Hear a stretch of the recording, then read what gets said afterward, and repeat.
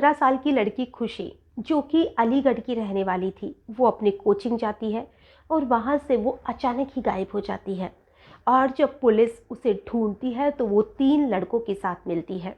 और अब जो उसके पापा थे वो रेप का मुकदमा दर्ज करवाते हैं। और जिसने भी उसका रेप किया था उसका नाम वरुण था।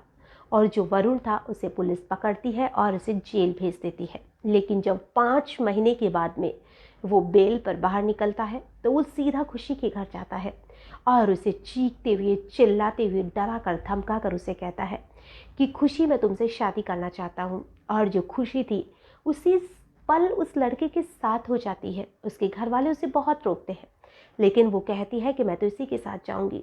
आखिर ये क्या पूरा मामला था जिसके अंदर ये जो पूरा केस है वो बहुत ज़्यादा हाईलाइट हुआ था और एक नाबालिग लड़की होने की वजह से ये जो मुकदमा है वो भी दर्ज किया गया था। नमस्कार, आदाब, सत श्री अकाल। मैं हूं नंदिनी यादव। आज जो मैं आपको घटना सुनाने वाली हूँ, इस घटना की शुरुआत होती है उत्तर प्रदेश के अलीगढ़ से, जहाँ पर एक खुशी नाम की लड़की, जिसकी उम्र 15 साल थी, वो कोचिंग पढ़ने के लिए जाया करती थी। और कोचिंग में ही अचानक ही एक दिन जो खुशी थी वो गायब हो जाती है। रात को काफ़ी समय बीत जाता है लेकिन खुशी घर नहीं लौटती है। तो जो उसकी माँ थी वो उसके पापा से शिकायत करती है कि अभी भी खुशी आई नहीं है। उसके पापा जो बाहर गए हुए थे वो तुरंत से घर आते हैं और पुलिस के पास पहुंचते हैं। पुलिस जो रिपोर्ट थी वो दर्ज करती है, लेकिन पुलिस कहती है कि 24 घंटे का समय चाहिए हमें। हो सकता है वो इधर उधर कहीं गई होगी, कल तक आ जाएगी। लेकिन दूसरे दिन सुबह तक भी जब खुशी नहीं आती है तो उसके पापा जो थे वो फिर से पुलिस स्टेशन जाते हैं। और अब की बार जो पुलिस थी वो उसके पापा के साथ जिस कोचिंग में वो पढ़ा करती थी वहाँ जाती है।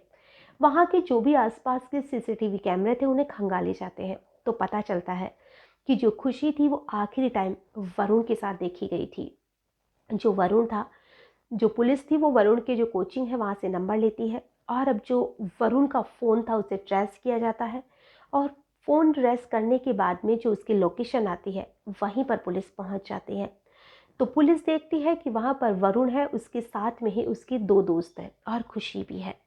अब पुलिस उन तीनों को अरेस्ट करती है और जो उसके पापा थे वो उन तीनों के खिलाफ रेप का मुकदमा दर्ज करा देते हैं, जिसमें पता चलता है कि वो दोनों दोस्त तो अभी आए हैं, उन्हें तो पता ही नहीं था कि क्या मामला था। तो अब वरुण को पुलिस पकड़ती है और वरुण को जो पुलिस वहाँ पर लेकर आती है उसका मुकदमा चलता है और उसे सजा हो जाती है। और 5 महीने के बाद में जो वरुण था वो वहाँ से वापस निकल कर आता है। और जब वो वापस जेल से निकल कर आता है तो वो अपने घर नहीं जाता है, बल्कि वो सीधा खुशी के घर जाता है और खुशी को चिल्ला कर कहता है कि खुशी पाठक, मैं तुमसे शादी करना चाहता हूँ।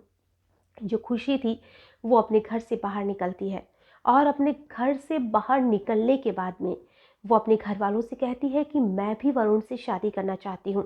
ये कहकर वो वरुण के साथ चली जाती है। उसके घर वाले उसे रोकने की, टोकने की कोशिश करते हैं, लेकिन वो दोनों नहीं रुकते हैं और वो घर से बाइक लेकर भाग जाते हैं।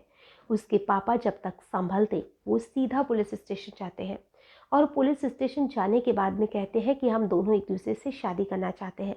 हालांकि अभी जो खुशी है वो नाबालिग है, लेकिन पुलिस को वो कहती है कि अगर मेरी शादी नहीं हुई तो मैं अपनी जान दे दूंगी। तो पुलिस वाले कहते हैं कि अभी तुम्हारी शादी नहीं हो सकती है क्योंकि तुम्हारी उम्र कम है।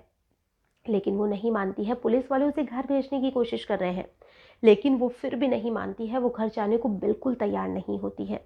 और अब दोनों जो है, लड़का और लड़की, वो दोनों कहते हैं कि ठीक है हम घर जा रहे हैं। ये कहकर वो एक मंदिर में जाते हैं और एक मंदिर में जाकर वो शादी कर लेते हैं। और जब उसके पापा वहाँ तक पहुँचते हैं, जब तक तो उनकी शादी भी हो गई थी, क्योंकि उसके पापा को तो पता ही नहीं था कि वो शादी करने जा रहे हैं और वो दोनों शादी कर चुके थे। ये मामला वाकई में थोड़ा अजीब लगता है और वो दोनों नाबालिग है अभी भी, लेकिन अब पुलिस भी उनका कुछ नहीं कर पा रही है। उन दोनों को बस पुलिस समझा सकती है, उन्हें अब जेल तो भेज नहीं सकती क्योंकि उन्होंने ऐसा कोई गुनाह ही नहीं किया है। और लड़की सीधी कह रही है कि लड़के ने उसका कुछ भी नहीं किया था, उसके पापा के दबाव में आकर उसने मुकदमा दर्ज करवाया था। और साथ ही वो दोनों 1 साल से एक दूसरे को जानते हैं, एक ही क्लास में पढ़ते हैं, दोनों एक दूसरे को बहुत पसंद करते हैं। लेकिन उसने पापा के कहने से उस पर रेप का मुकदमा दर्ज करवा दिया, जबकि वो खुद अपनी मर्जी से उस लड़के के साथ भागी थी।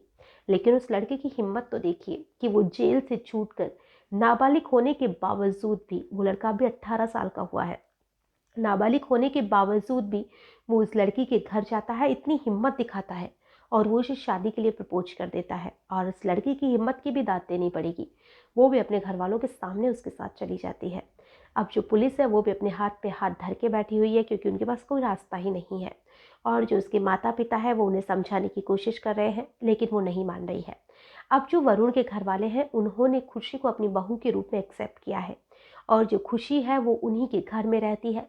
और खुशी, वरुण और वरुण के घर वालों ने पुलिस को आश्वासन दिलाया है कि जब इनकी उम्र हो जाएगी तभी हम सही से रीति रिवाज से शादी करेंगे। अब ये जो पूरा मामला है उसमें जो खुशी के घर वाले हैं वो बेचारे हाथ पीटते रह गए, और अब उनको इतनी ज़्यादा शर्म महसूस हो रही है कि उनका कहना है कि उन्हें लोगों के सामने जाने में भी बहुत शर्म आती है कि जिस बेटी को उन्होंने इतने नाचों से पाला था, आज वही उनके मुंह पर कालिक पोत के भाग गई है, वो भी सिर्फ 15 साल की उम्र में। आज की जो पूरी घटना है इसे सुनाने का हमारा उद्देश्य ना किसी को परेशान करना है, ना ही किसी का भी दिल दुखाना है। हमारा उद्देश्य बस इतना सा है कि इन सारी चीज़ों से अच्छा है कि आप जो छोटे छोटे बच्चे बच्चियां हैं वो अपनी पढ़ाई में ध्यान दें, अपना पहले करियर बनाए, और उसके बाद में अगर कोई अपनी पसंद से शादी करता है तो उसकी तो कुछ बात भी होती है। और जो भी आपके घर वाले आपके लिए फ़ैसला लेते हैं वो फ़ैसला कभी भी गलत नहीं होता है। आपकी पसंद गलत हो सकती है, लेकिन आपके घर वालों की पसंद, बहुत कम ऐसे केस मिलते हैं जिसमें कि उनका पसंद किया हुआ लड़का या लड़की गलत साबित होते हैं।